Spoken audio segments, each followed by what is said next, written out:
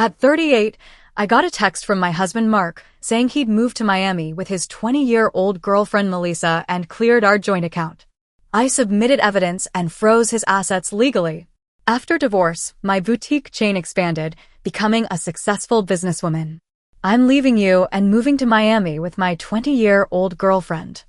I've already emptied our joint account. Haha. The text arrived between helping customers at my boutique. My hands didn't shake as I read it. My voice didn't waver as I helped Mrs. Peterson pick out a scarf. The only sign that my husband of 12 years had just nuked our marriage via text was a slight tightening around my eyes. I waited until Mrs. Peterson left, her purchase wrapped in our signature silver paper, before typing my response. Good luck. My name is Claire, and at 38, I just received the most callous goodbye in history. But while Mark was probably gloating over his grand exit, imagining me in tears over his betrayal, I was calmly locking up my boutique for the day. The signs had been there for months. The late nights at work that never matched his paid deposits, the sudden password changes on his phone, the way he'd started going to the gym religiously, buying new clothes, trying to recapture his youth. 3 months ago, I'd found a receipt for dinner for two at an expensive restaurant on a night he'd claimed to be working late. That same evening, I'd opened a separate bank account at a different bank. A week later, when he mentioned wanting to combine our accounts to simplify things, I'd agreed cheerfully while moving my personal savings to the new account. The joint account he just emptied contained exactly enough to keep him from getting suspicious, about 2 months' worth of regular deposits. The rest was safely tucked away, along with detailed records of every suspicious transaction he'd made over the past year. My phone buzzed again. Don't bother begging. Melissa and I leave tomorrow. I'll send for my things later. Melissa, the new receptionist at his office. I'd met her at the company Christmas party, watched her laugh too loud at Mark's jokes, noticed how she touched his arm when she thought no one was looking. She was young enough to be his daughter, naive enough to think she was special. I didn't respond to his text. Instead, I called my lawyer, the one I'd consulted 2 months ago when I'd found the hotel charges on our credit card statement. It's time, I said simply. He just made his move. The papers are ready, she replied. I'll file them first thing tomorrow. Do you want me to have him served in Miami? No rush. Let him think he's won first. Another text from Mark. I know this must be hard for you.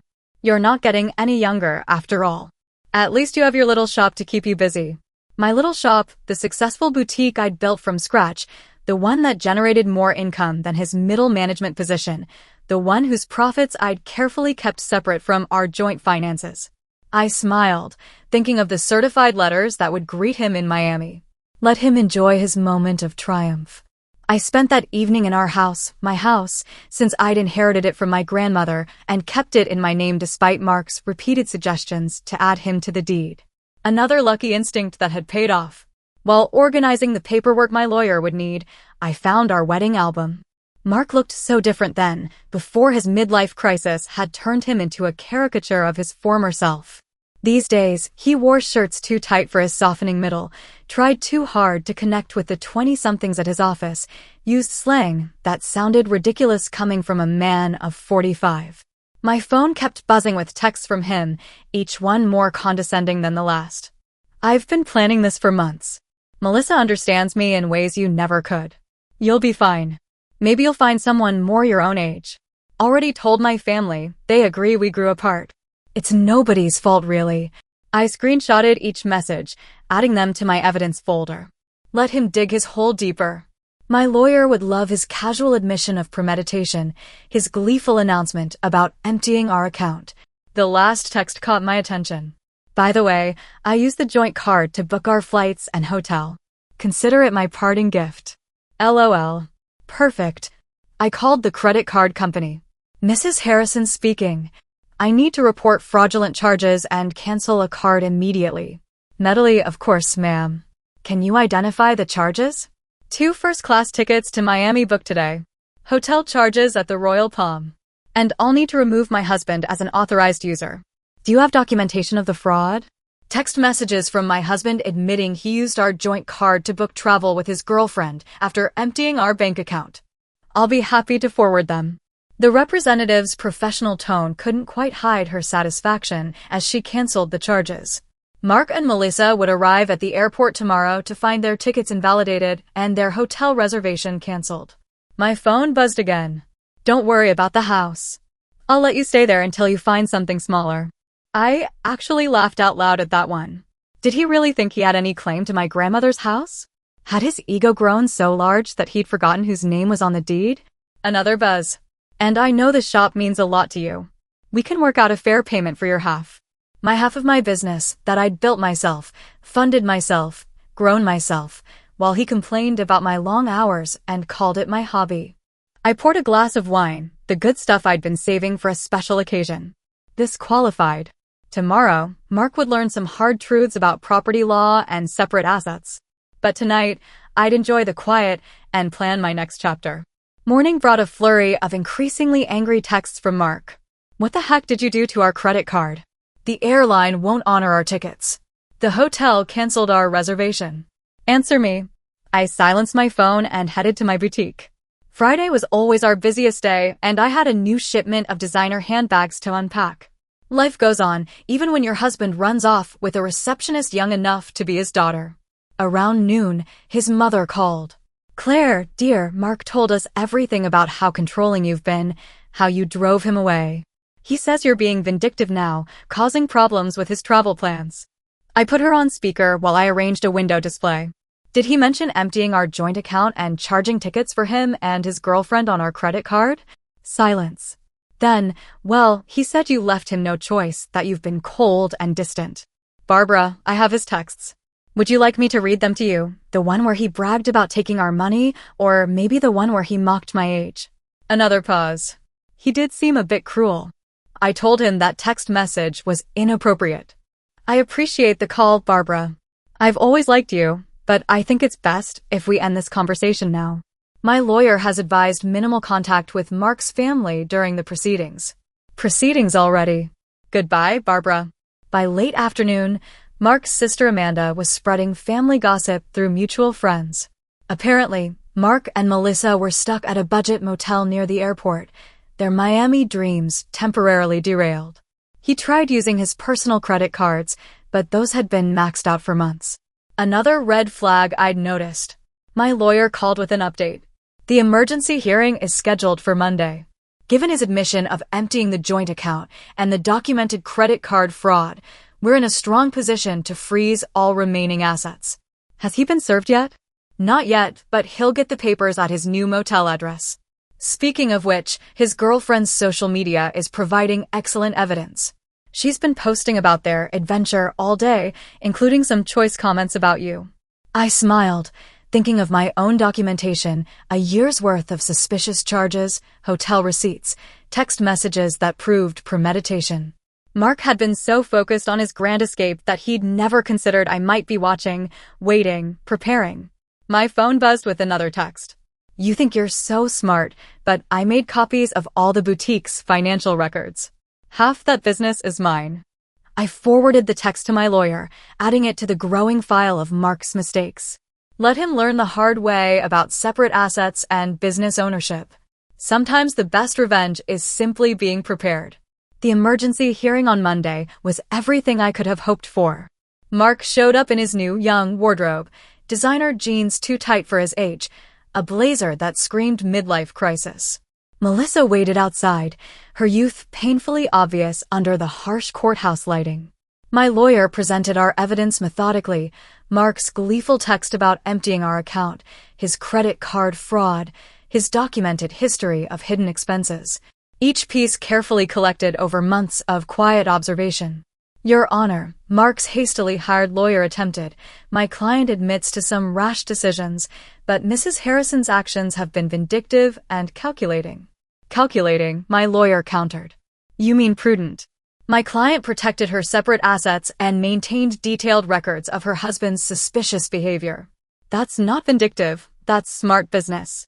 The judge reviewed my documentation, the separate property deed to the house, the boutiques and corporation papers in my name only, the careful separation of business and personal finances that Mark had always complained about. Mr. Harrison, The judge addressed Mark directly. You admitted via text message to deliberately emptying a joint account and using shared credit cards to fund a trip with your girlfriend. Do you deny this? Mark shifted uncomfortably. I was just trying to make a clean break. By committing financial fraud, the judge raised an eyebrow. Now you're claiming rights to property that documentation shows is clearly separate from marital assets. Mr. Harrison's lawyer tried again. My client is entitled to the business. It was established before the marriage, my lawyer interrupted. And Mrs. Harrison maintained strict separation of business and personal finances throughout. We have documentation of every penny invested and earned. I watched Mark's face as reality started sinking in. He thought this would be easy. Empty our accounts, run off with his girlfriend, maybe claim half my business in the divorce. He'd never bothered to understand my insistence on keeping things separate, had mocked my careful bookkeeping as obsessive. The court finds sufficient evidence of financial misconduct, the judge announced. All shared assets are frozen pending final dissolution. Mr. Harrison is ordered to return any funds removed from joint accounts within 24 hours. But that money's gone, Mark protested. We spent it on then. I suggest you find a way to replace it. The judge cut him off. And Mr. Harrison, the court takes a very dim view of using shared credit cards to fund adventures with a paramour. Outside the courthouse, I heard Melissa asking Mark about their Miami plans. His response was lost in the sound of my heels clicking confidently across the marble floor, heading back to the business he'd never understood or respected. The next few weeks brought a string of increasingly desperate moves from Mark. He tried claiming the boutique had been his idea, remembered investing money in its early days, even suggested he'd been my business partner all along, claims quickly disproven by my meticulous records. He's getting desperate, my lawyer observed. His girlfriend's social media showed they were staying at her studio apartment now, apparently living on a receptionist's salary, not quite the glamorous escape he'd imagined. Mark's family started reaching out, their tone markedly different from their initial accusations. We had no idea, his sister Amanda admitted. He played the victim so well, but watching how he handled everything, how he acted afterward, I'm ashamed we ever believed him. His mother called again, this time in tears. The things he said about your age, about replacing you with someone younger, I raised him better than that. I listened politely but maintained my distance. Their family drama wasn't my problem anymore. My life had moved forward, filled with plans for a third boutique location and a possible expansion into luxury accessories. The only reminder of Mark's impact on my life was a framed screenshot hanging in my office, his final text before I blocked his number. Have fun with your little shop. At least it'll keep you busy in your old age. Below it sat my latest business award, proof that sometimes the best revenge is simply succeeding on your own terms. 1 year after the divorce, I hosted a grand opening for my third boutique location. The event attracted local media, and the story they wanted to tell wasn't about my failed marriage. It was about a successful businesswoman expanding her brand. Mark's betrayal had become a mere footnote in my success story. During the event, Melissa unexpectedly walked in. She looked younger than ever, or maybe I just felt that much stronger. She shifted uncomfortably, clutching her purse like a shield.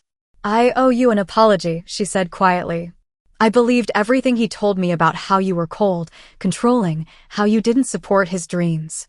Then I watched him try the same manipulation tactics on me when things got tough. I continued arranging a display of designer sunglasses. Those weren't his dreams, Melissa. They were escapes. There's a difference. I know that now. She paused, then added, he tried to move in when you froze the accounts. Thought my studio apartment would be temporary. After 2 weeks of him complaining about the size of my closet and suggesting I take out a loan for a bigger place, I understood what you meant about the difference between dreams and escapes. I actually laughed at that. Let me guess, he had big plans but no way to fund them. Exactly, everything was going to work out once his investments paid off, once he got that promotion, once his cryptocurrency definitely increased in value. She shook her head. I'm dating someone my own age now. We have student loans and a small apartment, but at least we're building something real. After she left, my assistant manager whispered, was that the girlfriend? No, I replied, that was just another woman who learned the same lesson I did. Speaking of lessons, I gestured to a young couple examining our designer handbags. Let's talk about your idea for expanding our accessories line. The boutique had become more than just a business. It was a symbol of independence, of resilience, of the power of preparation. Young entrepreneurs often sought my advice, and I always emphasized the importance of protecting their assets. Mark's mother called one last time, not to discuss Mark, but to thank me. You taught our family an important lesson, she said, about enabling bad behavior, about making excuses for cruelty. Mark's still living at home, still blaming everyone else for his problems, but we're not defending him anymore. That's your legacy to our family, showing us the difference between supporting someone and enabling them. I thought about that legacy as I reviewed plans for a fourth location. Mark had intended to diminish me, to trade me in for a younger model and take half of everything I'd built. Instead, he'd inadvertently pushed me to become even stronger, more successful. My phone buzzed with a text from my lawyer. Mark filed another petition to revisit the settlement. Judge dismissed it immediately and ordered him to pay court costs. Thought you'd enjoy that. I smiled, thinking of him in his childhood bedroom, still trying to rewrite an ending that had been determined the moment he underestimated me. Sometimes the best revenge isn't about getting even, it's about getting better. 2 years after Mark's cruel text message, I received an invitation to speak at a women's business conference. The topic wasn't divorce or betrayal. It was about building and protecting a successful business. My story had evolved from cautionary tale to inspiration. During the question and answer session, a woman asked about keeping business and personal finances separate. My husband says I'm being paranoid that marriage means sharing everything. My ex-husband said the same thing, I replied. Right up until he tried to claim half my business in our divorce. Trust your instincts. Protection isn't paranoia. The boutique chain had grown to 5 locations, each more successful than the last. The little shop Mark had mocked now employed 30 people and had been featured in several national magazines. Through mutual friends, I heard Mark had finally moved out of his parents' house into a small apartment above a garage. He'd had to take a lower-paying job after his former company downsized, eliminating his position during restructuring. His dating profile still listed him as young at heart, though his profile photo was clearly outdated. Melissa, ironically, had become a regular customer at my original boutique location. She'd earned her business degree and started her own social media consulting company. You inspired me, she told me once, showing how a woman can build something lasting instead of falling for empty promises. I kept Mark's cruel text message framed in my office, not as a reminder of pain, but as proof of how far I'd come. Below it hung a sign that read, "Success is the best revenge."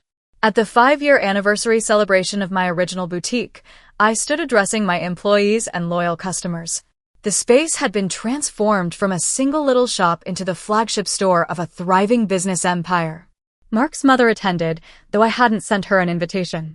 She waited until the crowd thinned to approach me. I saw Mark yesterday, she said, smoothing her designer dress, one she'd bought from my store. He was talking about his glory days, about the life he could have had. He still doesn't understand that he didn't lose everything in the divorce, he threw it away. I thought about that text message, his casual cruelty, his assumption that I would crumble without him, how he'd expected me to beg, to break, to prove him right about my desperation. Instead, I'd built something stronger than before. Each new boutique location was a testament to what women could achieve when they stopped dimming their light for insecure men. The young saleswoman I'd hired last month, coincidentally also named Melissa, came over with a question about the new inventory system I'd implemented. As I explained the process, I caught a glimpse of my reflection in the store window. I saw what Mark had failed to see 5 years ago, not a woman getting older, but one getting wiser, stronger, more successful. His cruel text message had meant to be an ending. Instead, it had been a beginning.